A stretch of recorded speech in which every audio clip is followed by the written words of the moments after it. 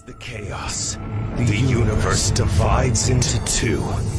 The rising dawn answers my call, for I hold dominion over the day. The settling dusk molds me, and I govern the night's embrace.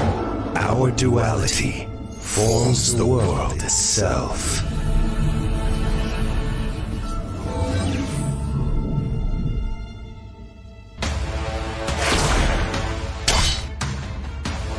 Let there be light. Persevere.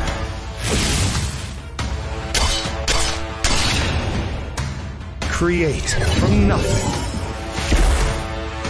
An eternal destiny.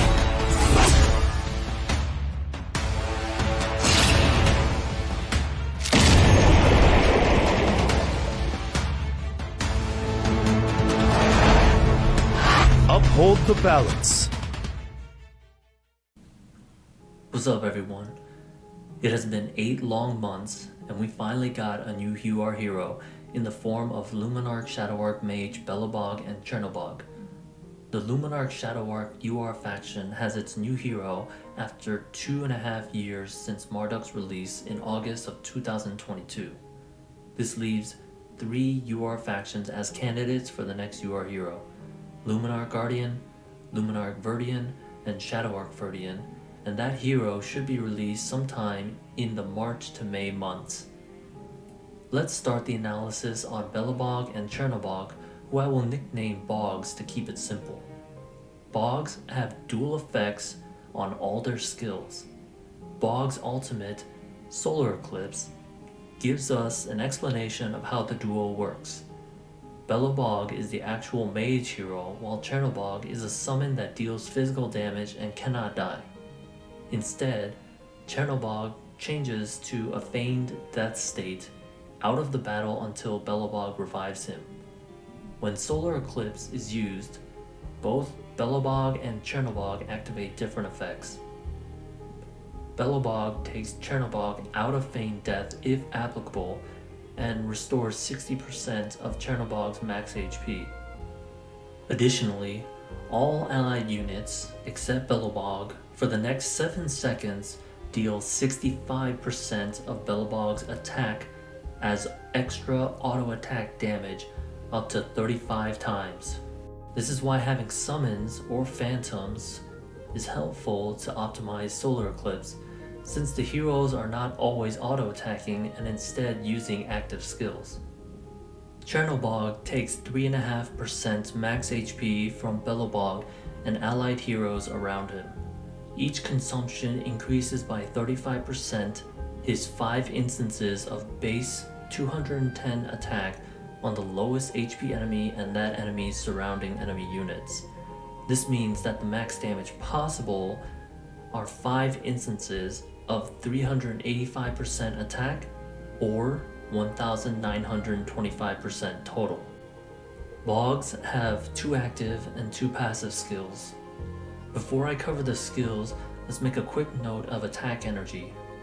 Auto attack gains 100 energy, 50 from each of the duo.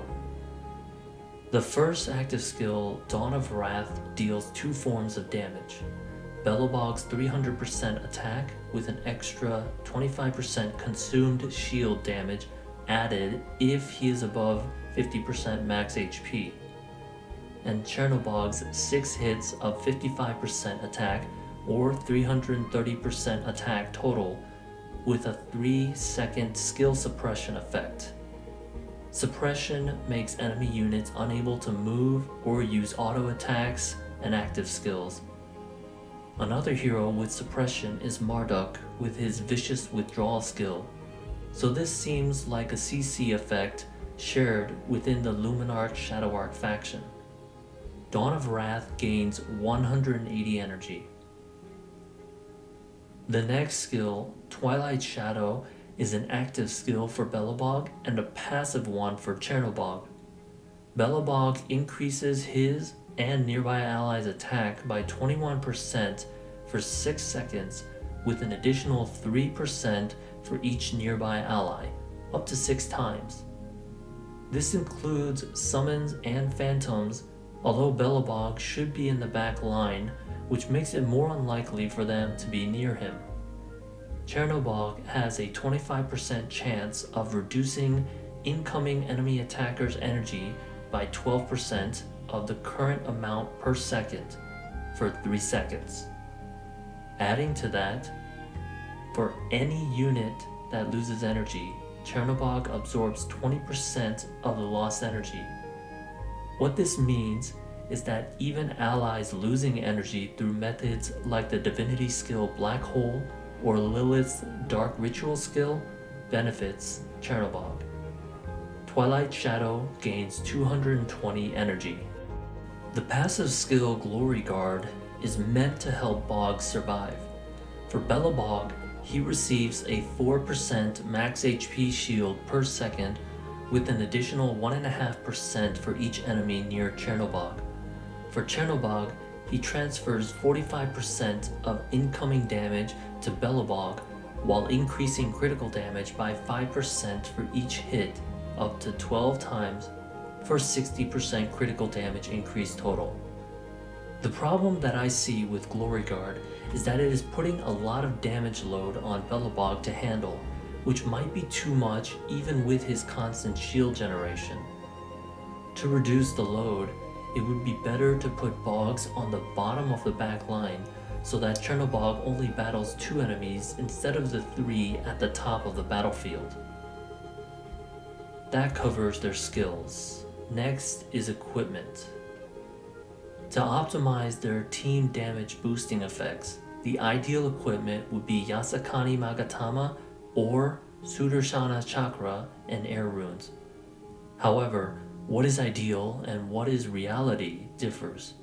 Bogs are much more susceptible to dying faster than other heroes, so there will be times where a more defensive equipment set is needed with Scarab Badge or Aegis Shield as the artifact.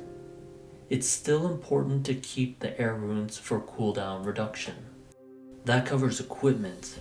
Next is Iconic Weapon or IW. Persevere. At IW 600, Bogs have max 150 points in Bahu attack and Anka critical chance. This is great from an offensive perspective. However, this leaves below average points in the other 3 attributes. This explains Bog's heightened vulnerabilities and relatively fast death. Even with their Chimera lifesteal attribute, it is not enough to recover lost HP from low defense. To combat this, their IW node color can be set to 8 green nodes to reduce incoming damage, which is more important if they're used in PvP. However, I personally can't recommend using Bogs for PvP unless you include them in a team that keeps them alive well, as their low survivability is too much of a liability for battle. In PvE, if Boggs' team can support their survival, then 8 yellow or blue node colors are fine. Like the colors, I'd recommend going on the more defensive side for the attributes. Although Boggs have max Bahu attack and Anka critical chance rolling for 3 HP and 5 defense or physical magical critical chance critical damage resistance would be the smart choice to ensure Boggs stay alive to continue their team buffing skills. If you feel they need more damage, you could devote 2 nodes to attack. I prefer to stay on the safe side for them after seeing how they perform in friendly battles and boss fights. The IW skills cover different skills but mainly focus on their ultimate Solar Eclipse. IW 100 improves Belobog shields from Glory Guard by 25%. Also, the shield can only be removed by damage, which prevents shield stealing or removal from heroes like Lao Shen or Chiron. IW 200 adds a second benefit for Chernobog during Solar Eclipse, where he receives a 25% critical chance increase for 5 seconds in addition to the percent attack increase. I view this skill as useless because Bogs at IW 600 already have a natural 30% critical chance increase from Anka's 150 points.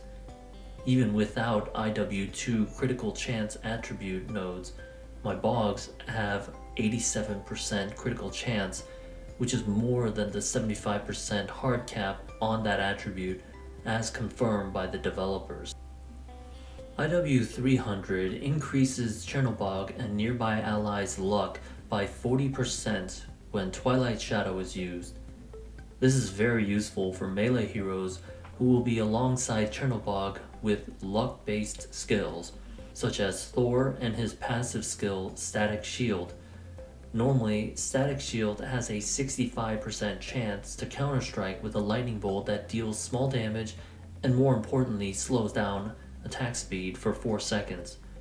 With IW300's Twilight Shadow, Thor near Chernobog would have a 105% chance to trigger Static Shield, guaranteeing a counterstrike every 0.5 seconds.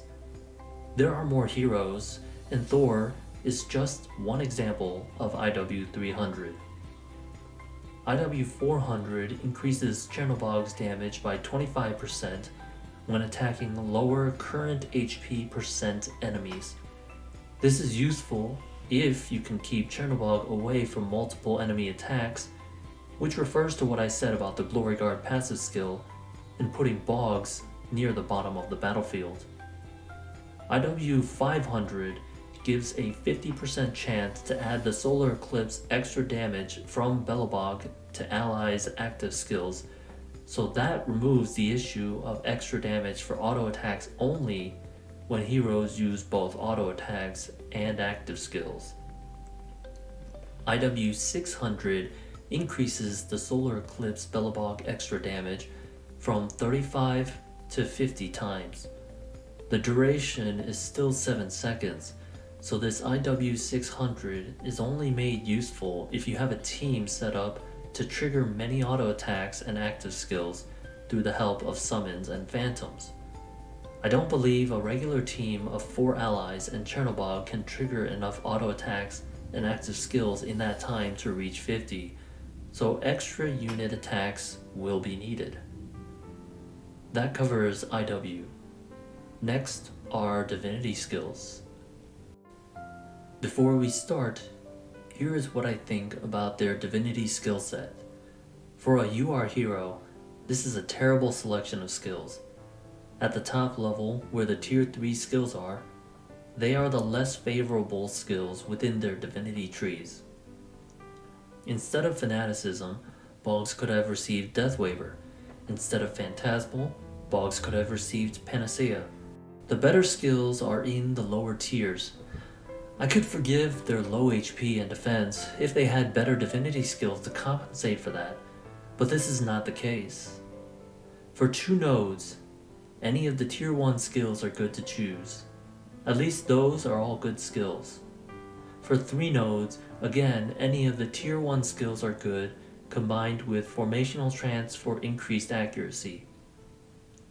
If Bogs is used for PvP, there is also the option to use Black Hole, which Chernobog will recover 20% or 60 energy back from due to Twilight Shadow's passive effect.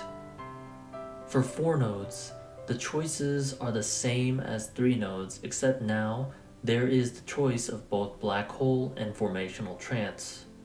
For 5 nodes, again, the previous choices are still the same, except now there is the choice to start using Night. For 6 nodes, same choices, with the option for Fanaticism or Phantasmal if that is your preference. For 7 nodes, it's an extension of 6 nodes. Notice that I recommended all skills except for Primal Totem. Personally, I view that skill as useless and too limited in its use. My Bogs at 7 nodes uses Inspiration, Formational Trance, and Night for fighting bosses. I do not plan to use them in PvP for now, so using Black Hole and the other 2 tier 3 skills are not helpful for me. Speaking of boss fights, next is their PvE and boss performance. This is Bog's area of specialty. For anyone that participates in the Eternal Abyss circle of Sinful Abyss, notice that now Bogs are showing up among the top scores of the leaderboard. The extra damage instances up to 35 or 50 times from Solar Eclipse with or without IW600 is a big damage improvement over previous Luminarch or Shadow Arc choices like Dionysus or Daji. That covers PvE and boss performance. Next is Crusade of Edda performance. The upcoming Crusade of Edda that starts next weekend will be the first one where Bogs are available. I believe they will make a good addition to the event hero choices for two reasons. They are an ethereal main Divinity tree hero, and they have quickly developed a reputation as a boss team hero choice.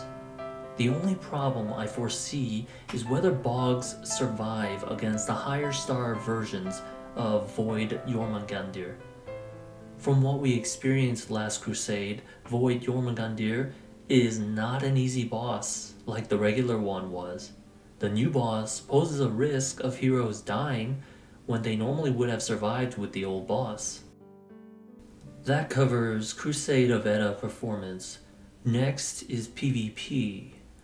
I've already spoken about their PvP performance, and I do not believe Bogs to be a standard high PvP performer. They are more suited for PvE, much like the last UR hero Pandora. This is a disappointment for some, including myself, because we believed the long-awaited UR hero would be one to shake up the PvP meta like Ninhursag did last year. Bogs' glaring weaknesses are their low HP and defense, which leads them to die much faster than the rest of their team. With the Div 2 system already enhancing the power of heroes, it has become more important to have heroes that can withstand incoming damage and keep up their performance in fast-paced PvP battles. If Bogs are to be used in PvP, the team must have a set or two healers or shield generators to keep them alive due to their proneness to dying. Additionally, the faction bonuses must be stacked to give them extra HP and defense. To showcase this, I created what I thought was a suitable team for my Bogs and pitted that team against fellow CA competitors from my guild. The fights will be against Zavia, XCarX, and Q, who won Divisions 2, 4, and 5 respectively.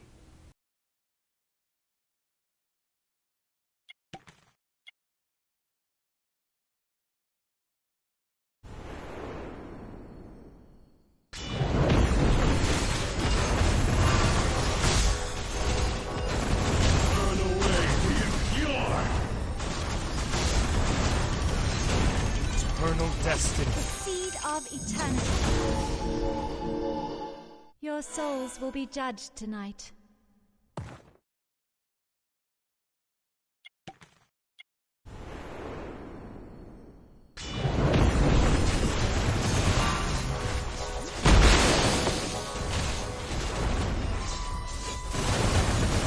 It spell for you. My ally. Osiris, I return to thee. Feel the fire of the fallen.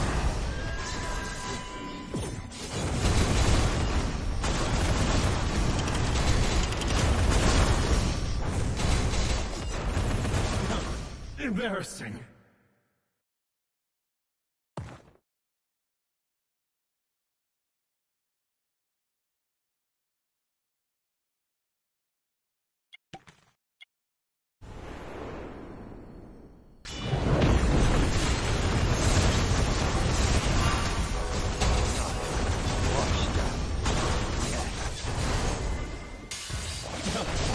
Good. The seed of eternity. Osiris, I return to thee.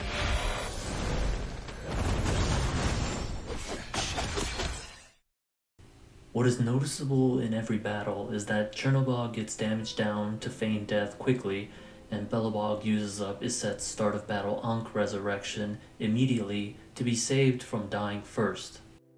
That resurrection could have been needed by Poseidon from tanking against 3 heroes. Bogs are simply too vulnerable and present themselves as a PvP liability. Keep in mind that Poseidon, Lucifer, Loki, and his set are all fully maxed Div 2 heroes, and their Divinity team stat bonuses still weren't enough to keep Bogs alive for long most of the time. This is why I am wary of using them in PvP. That covers PvP performance. Let's wrap this up with their strengths and weaknesses. Bog's strengths are high team damage boost, high attack, max critical chance, and dual skill effects.